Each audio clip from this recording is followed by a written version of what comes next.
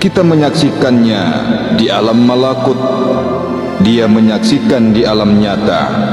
Kita menyaksikan di ketuhanannya, Dia menyaksikan kehambaan kita. Aku mengambil kesaksian pada jiwa bahwa di sini jelas, singkat dan tegas bahwa yang diambil Allah pada diri manusia adalah kesaksian jiwanya. Itulah yang disebut syahadat jiwanya.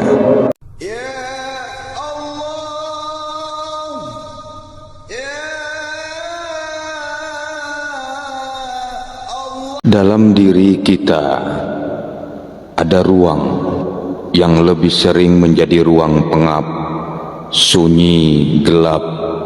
Bahkan terkadang ruang itu berkobar membara bagai neraka. Padahal ruang-ruang itu menjadi lembah dan hamparan bagi hidupnya ruang-ruang yang lain, yang kelak menjadi kesatuan utuh bagi kepribadian kita. Ruang-ruang itu selalu menjadi ruang rahasia, karena memang tidak nyata di kasat mata. Di relung paling dalam ruang jiwa kita ada al-lub, yang juga disebut dengan asir, atau relung paling dalam di jiwa kita, yang menjadi awal atau sumber siapa diri kita sesungguhnya. Ruang-ruang jiwa kita butuh cahaya agar senantiasa terang, cerdas dan bahagia. Cahaya itu bisa diraih melalui renungan, tafakur ketika diri kita sedang sendiri dalam khalwat dan uzlah kita sehari-hari. Cahaya itulah yang kelak bisa membedakan mana yang gelap dan buruk, batil dan jahat, dengan yang terang, hak dan penuh limpahan kebajikan. Namun agar cahaya-cahaya itu tetap hidup, seseorang mesti terus menghidupkan jiwanya secara mekanis melalui zikrullah, secara langgeng terus-menerus. Kelak ruang-ruang jiwa akan dipenuhi oleh khazanah ilmu pengetahuan, khazanah ma'rifatullah, dan berbuah kesadaran terus-menerus untuk membangunkan kualitas rohaniah kita. Sebagai kesatuan organis dalam ruang batin kita, masing-masing ruang haruslah hidup dengan keserasian sejati, yaitu kehidupan fungsional sesuai dengan tugas-tugas dari Allah Subhanahu wa ta'ala. Apa tugas tafakur, tugas akal, tugas hati, tugas ruh dan rahasia ruh, sehingga terjadi refreshing spiritual terus-menerus terhadap masa depan kita.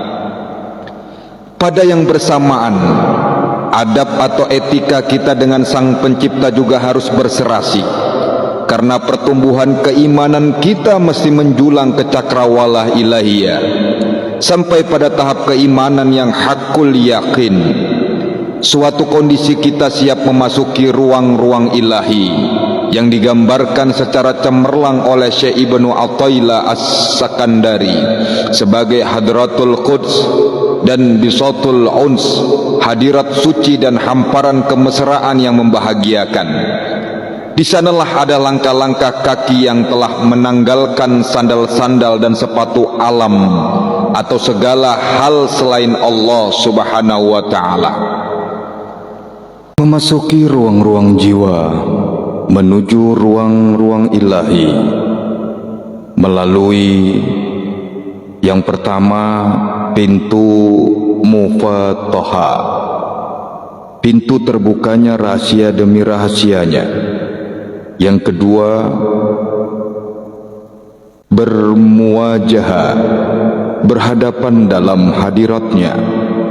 Yang ketiga, bermujalasah, bermajelis dalam kharisma ilahiyah penuh dengan rasa malu, taqarrub dan muraqabah. Keempat, bermuhadatsa, berdialog dengan bahasa qalbu melalui tafakur dalam mengarungi nuansa jabarut, di mana kita bermunajat melalui rahasia batin kita. Kelima, bermusyahadah, menyaksikan kebesaran dan keagungannya di balik asma, sifat dan zatnya.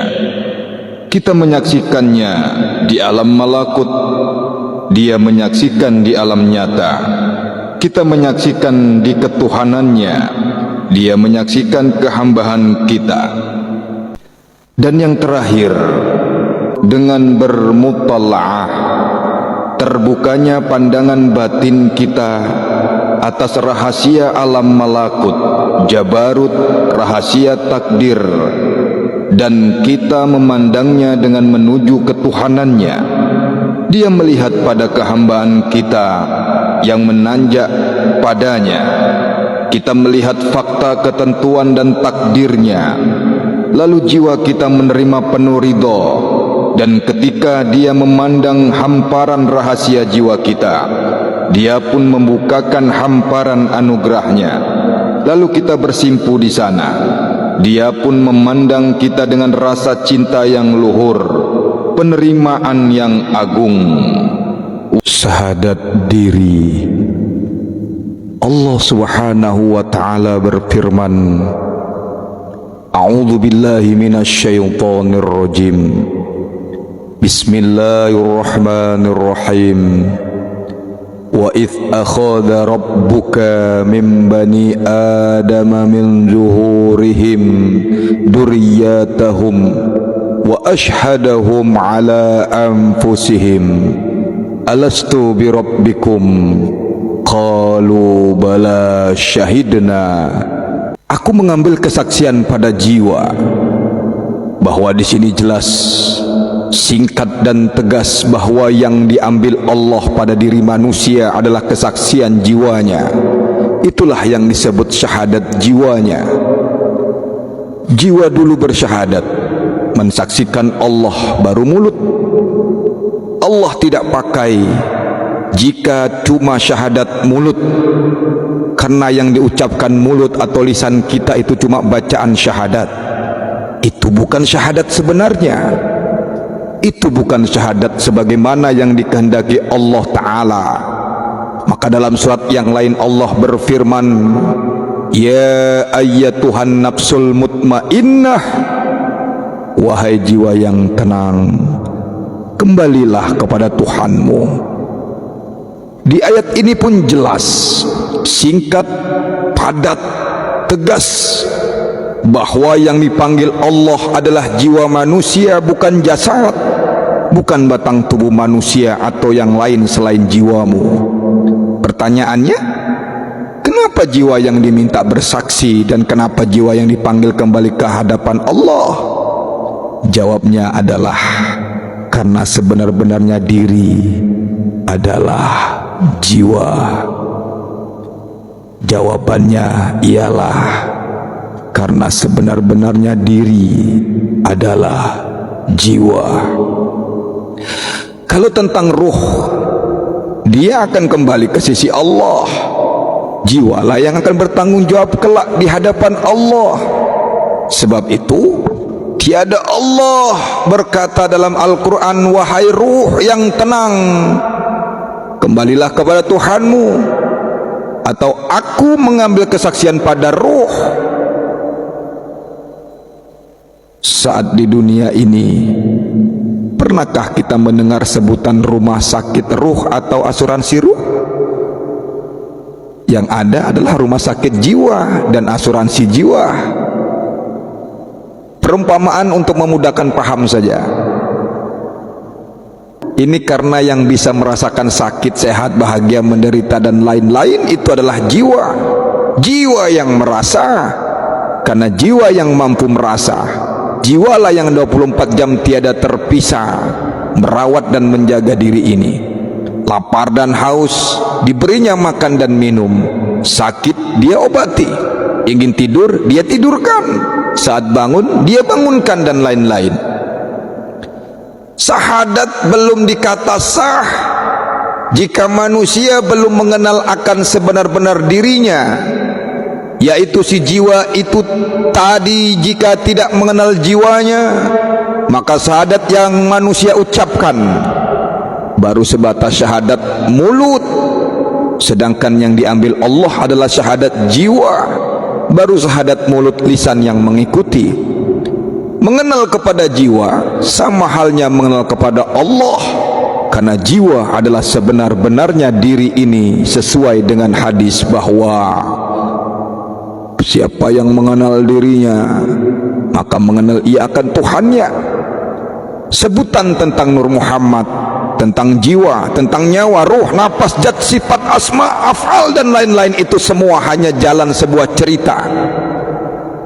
Mengenal kepada salah satunya maka mengenal kepada semuanya, karena sebutan yang banyak dari semua itu akan kembali kepada yang satu itu juga. Syuhudul wahda fil kasrah, syuhudul kasrah fil wahda, pandang yang satu kepada yang banyak, pandang yang banyak kepada yang satu. Hanya masalahnya di sini adalah Allah meminta kesaksian pada jiwamu, yang diminta pengenalan pada jiwamu. Jiwa ini juga yang diminta Allah untuk kembali padanya, enggak yang lain. Bahwa jelas di sini, siapa yang sempurna mengenal jiwanya, maka itulah sebenar-benar syahadat dirinya. Saya ulangi, siapa yang sempurna mengenal jiwanya, maka itulah sebenar-benar syahadat dirinya. Jadi jika sang jiwa tiada engkau kenali, bagaimana kau kembali kepada Tuhanmu dan mempertanggungjawabkan semua hal selama di dunia? Karena hanya jiwamu lah yang dipanggil Allah, bukan jasadmu, bukan hartamu, bukan jabatanmu, bukan wajahmu yang tampan, yang cantik, rumahmu yang besar, tapi jiwamu lah yang dipanggil Allah. Ya ayah Tuhan nafsul mutmainnah, hai jiwa yang tenang. Maka itulah sebenar-benarnya syahadat diri. Jiwamu lah yang kelak diminta pertanggungjawabkan di hadapan Allah. Maka kenali jiwamu, sebenar-benar dirimu. Kalau kau percaya, monggo. Engkau percaya, silakan. Engkau enggak percaya pun, ya silakan. Niat kami cuma menyampaikan, selebihnya kembali ke diri masing-masing, karena keyakinan tidak wajib untuk dipaksakan. Wallahu a'lam bishawab. La ilaha illallah. Allahu akbar. Assalamualaikum ya Sayyidi ya Rasulullah.